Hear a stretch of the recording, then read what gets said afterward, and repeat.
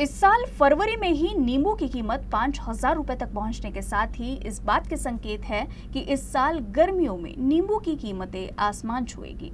गर्मियों में नींबू की भारी मांग रहती है, लेकिन गर्मियों की शुरुआत होने से पहले ही नींबू के दाम बढ़ गए हैं। अकोला जिले का वाडेगांव नींबू का एक प्रमुख बाजार है। जिले में नींबू की खेती 3 से 4 हजार हेक्टेयर में फैली हुई है, इसलिए इस क्षेत्र में स्थानीय उपज की आवक बढ़ रही है। हालांकि अक्टूबर में हुई बारिश से नींबू की फसल पर असर पड़ा। कोहरे के कारण कुछ फूल गिरने से इस वर्ष बगीचों में पेड़ों पर नींबू की संख्या बहुत कम है, जिससे आवक भी कम है। नतीजन फरवरी में ही नींबू की कीमत 5,000 रुपए तक पहुंच गई है।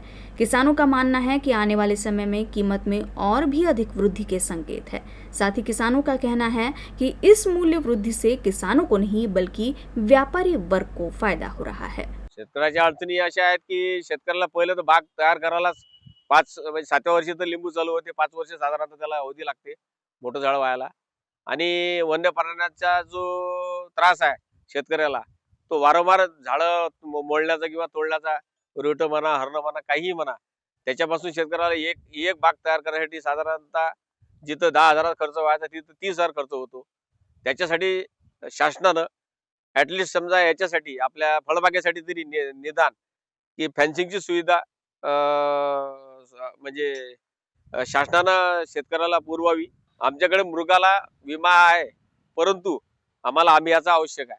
मृगाचा जास्तीत जास्त 1 ते 6 महिन्याचा विमा लागू पडतो आणि तो 1-6 महिन्याचा विमा असा असतो की तो त्यावेळेस शेतकऱ्याला भेटतच नाही. कारण त्यावेळेसचं वातावरण चांगलं राहते जून महिन्यातलं साधारणतः सुरुवातचं.